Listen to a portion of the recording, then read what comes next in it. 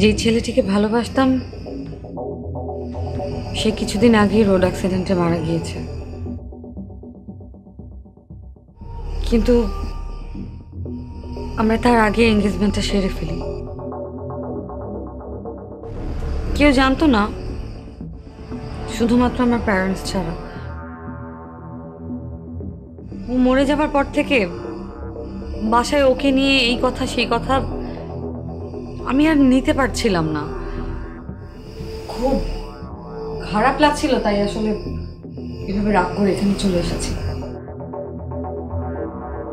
কখনো ভাবিনি আমার এত প্রিয় মানুষটা এভাবে চলে যাবে।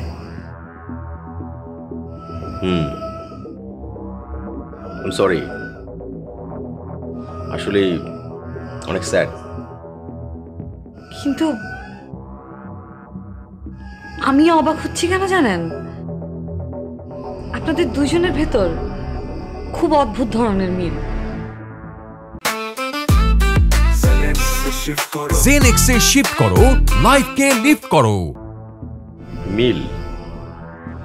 কার সাথে? কিসের মিল? আপনার সাথে আমার বয়ফ্রেন্ডের। আমার সাথে কি মিল?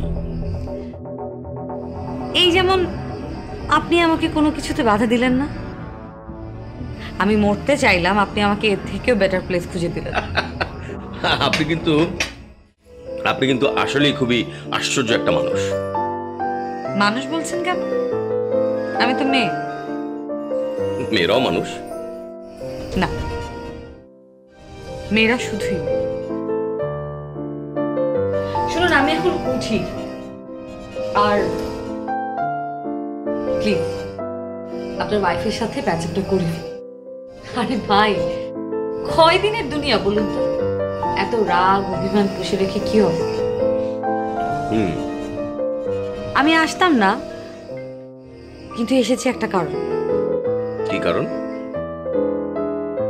খুব ভালো লেগেছে আপনাকে। আপনি মানুষটা ভীষণ straight forward. I like it. আপনি খুবই ট্রান্সপারেন্ট। আপনাকে খুব সহজে রিড করা যায়। আবার দেখা হবে যদি থাকেন।